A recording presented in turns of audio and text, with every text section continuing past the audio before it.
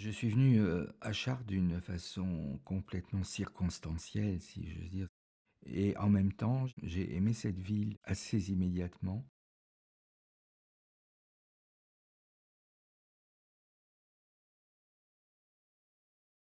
Il y a en premier lieu, il y a bien sûr cette cathédrale qui est un des grands temples de l'humanité, si je puis dire, qui est d'une absolue simplicité.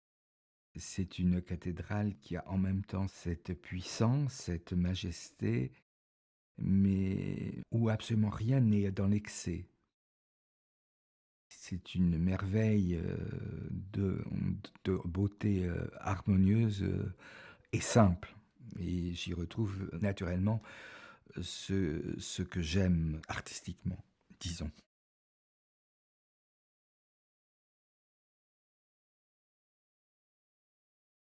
Tout est resté, vrai.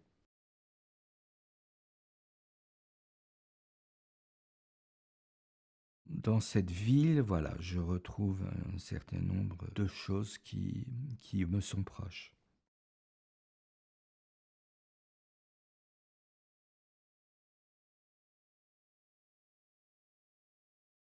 Pendant mes 4 premières années, j'ai vécu à la campagne.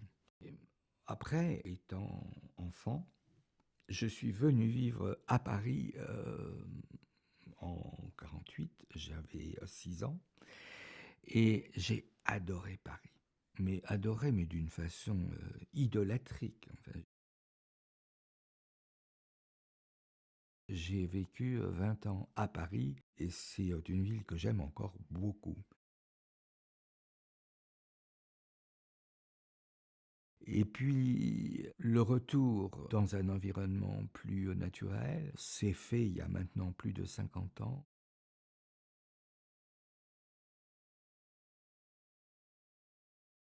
En même temps, je suis fasciné par les grandes villes. La Beauce, alors naturellement, c'est un petit peu austère, mais comme me disait un vieux, un vieux Beauceron, on a des ciels. Voilà, on a des ciels. Et c'est vrai que ce n'est pas un paysage immédiatement flatteur avec ce qu'on peut trouver dans d'autres régions que j'aime beaucoup, comme le sud-ouest. Non, on est terre et ciel. On est réduit à ces deux éléments-là d'une façon un peu radicale, mais qui a sa grande beauté.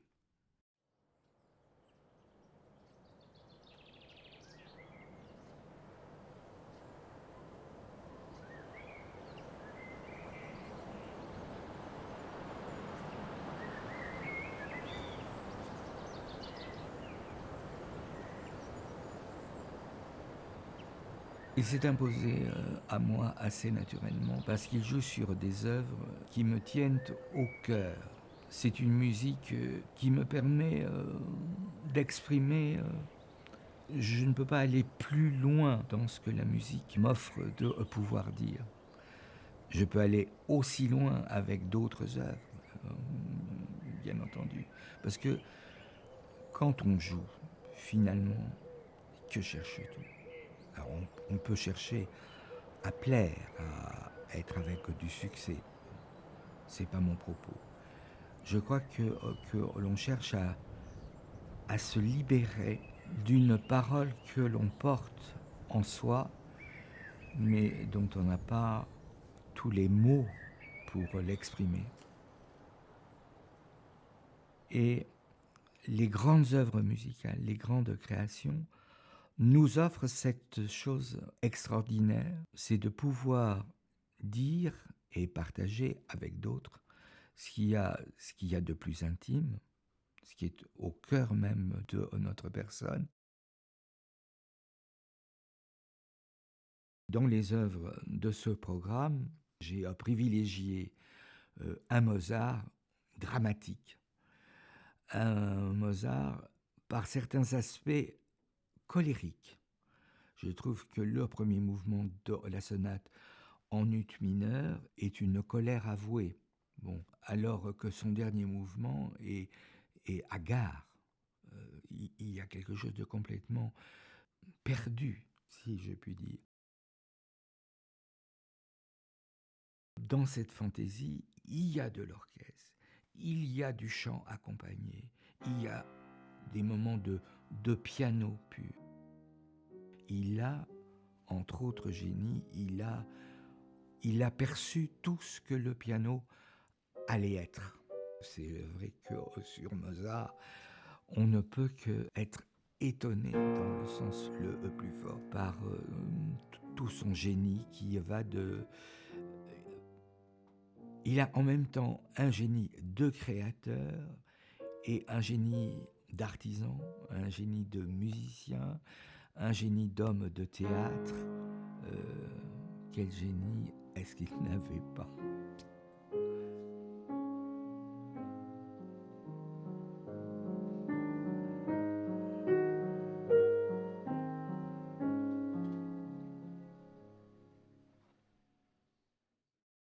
Oui, parce que je crois qu'il n'y a pas de vie possible, il n'y a pas d'art possible, il n'y a pas de culture possible sans la conscience de la mort. C'est cette conscience de la mort qui rend la vie si forte. Alors, naturellement, on peut aller vers la mort comme vers un anéantissement, ou aller vers une mort qui soit une Pâque, qui soit un passage vers une résurrection, vers une vie en plénitude. Mais quelle que soit notre foi ou notre position, c'est la certitude de la mort qui colore et qui donne tout son poids à ce qu'est vivre. Et quand Mozart est dans le mode mineur, il est dans la tragédie de la vie. C'est un grand dramaturge, donc il a ce sens du drame, le sens de la représentation tragique. Dans ces deux sonates mineures, dans cette fantaisie, dans ce rondeau, il y a une expression d'une intensité qu'un interprète a une joie. Il y a ça aussi, une joie portée. Joie parce que finalement, l'expression créatrice d'un drame intérieur nous en libère. Parler, jouer, c'est toujours se libérer de quelque chose qui tout d'un coup devient langage, devient un lieu de partage. Quant au Schubert, c'est un Schubert d'une lumière extatique. On sait très très bien que Schubert, c'est le musicien du paradis perdu et aussi de la souffrance. Et cette souffrance, en plus, dont il savait qu'il allait vers sa disparition alors qu'il était extrêmement jeune. Donc il y a toute cette tendresse. Il y a cette révolte contre sa finitude prochaine, mais il y a aussi toute la tendresse qui nous le rend si fraternel. Et puis, il y a cet appel à une lumière qui résolve tous les conflits. Bon, c'est une œuvre qui dit énormément de choses. Et jouer ces œuvres-là et les partager avec un public, c'est au-delà du concert. On peut pas non plus, on va pas faire du concert une espèce de cérémonie pseudo-religieuse. Mais en même temps, on peut inviter ceux qui sont là à une rencontre qui soit autre chose qu'une délectation esthétique. C'est une rencontre avec un compositeur et avec nous-mêmes, bien entendu. Schubert, c'est une grande rééducation pour l'homme actuel.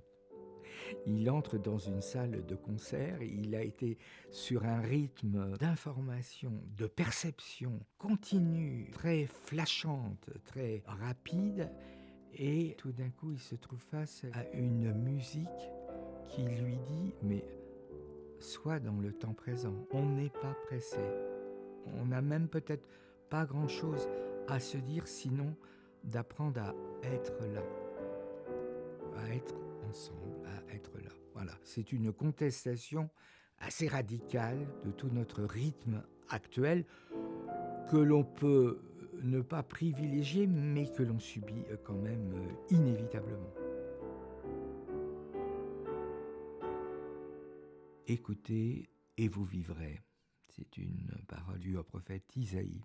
Je pense que, hélas, on ne prend plus assez le temps d'écouter. Écoutez et vous vivrez, parce que c'est dans ces moments-là que peut se passer quelque chose, soit entre des êtres, soit entre des créations, soit entre des paysages, qui font que l'on s'ouvre à une dimension qui est pleinement vivre.